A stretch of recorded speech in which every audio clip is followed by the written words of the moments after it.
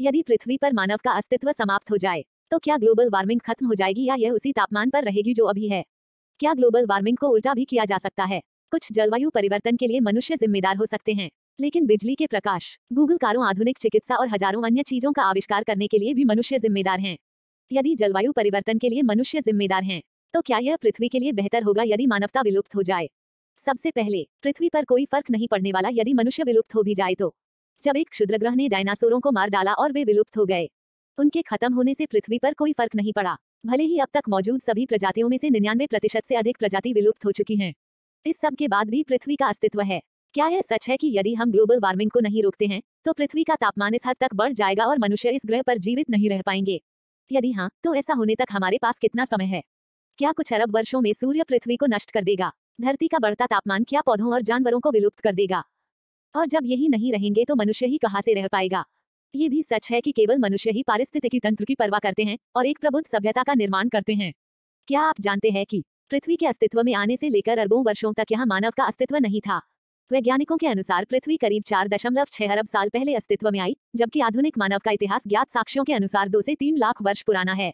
मतलब यह कि जब मानव का उद्भव भी नहीं हुआ था तब से पृथ्वी का अस्तित्व बरकरार है। पृथ्वी पहले आई, उस पर जीवन बाद में और मानव जीवन विकासक्रम में लगभग सबसे बाद में। अतः हम मान सकते हैं कि मानव के पृथ्वी पर उद्भव और विकास की कहानी वैज्ञानिक दृष्टिकोण से बहुत पुरानी बात नहीं है। आपको भले यकीन ना हो, लेकिन जीवाश्मों के अध्ययन के मुताबिक पृथ्वी पर जीवन के अस्तित्व को करीब 3.5 अरब साल हो चुके हैं। इतने समय में पृथ्वी ने कई तरह की आपदाएं झेली हैं, तो ये भी जाहिर है कि मानव जब से अस्तित्व में आया तब से उसके जीवन में अनेक आपदाएं आई होंगी, लेकिन फिर भी वह पृथ्वी पर अपनी जाति के जीवन को अब तक बचाने में कामयाब रहा है। क्योंकि जब भी कोई समस्या आती है तो इंसान उसका समाधान ढूंढ लेता है, लेकिन अब हालात नकारात्मक दिशा में बदले हैं। कुछ 100 वर्षों से इंसान को पृथ्वी पर अधिक संघर्ष करते देखा जा रहा है। जनसंख्या में तेजी से बढ़ोतरी और प्राकृतिक संसाधनों का अपने फायदे के लिए अंधाधुंध दोहन।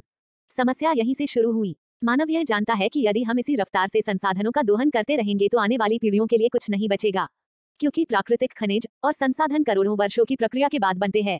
यदि मानव को पृथ्वी पर अपने अस्तित्व को बनाए रखना है तो प्राकृतिक पर्यावरण से छेड़छाड़ हमें नहीं करनी चाहिए। इस सब के बाद आपके मन में कुछ सवाल आ रहे होंगे कि क्या ग्लोबल वार्मिंग पहले, अर्थात मानव जाति से भी पहले, वर्तमान ग्लोबल वार्मिंग से कहीं अधिक चरम स्तर तक नहीं हुई होगी? यदि हाँ, तो तापमान में कितना भारी परिवर्तन हुआ होगा? दूसरा, यदि आज ग्लोबल वार्मिंग रुक जाए तो क्या पृथ्वी का तापमान सामान्य हो सकता है?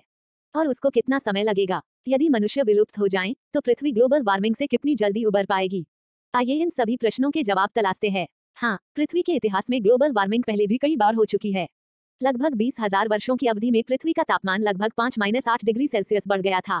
वैज्ञानिकों का मानना कि यह घटना वायुमंडल में कार्बन की भारी मात्रा में बढ़ोतरी के कारण हुई, संभवतः ज्वालामुखी गतिविधि या समुद्र तल से मीथेन के रिसाव के कारण हुई होगी। इस सब के बाद भी पृथ्वी पर जीवन है। वर्तमान में ग्लोबल वार्मिंग मानव गतिविधि, मुख्य रूप से जीवाश्म ईंधन के जलने और वनों की कटाई के कारण होती है।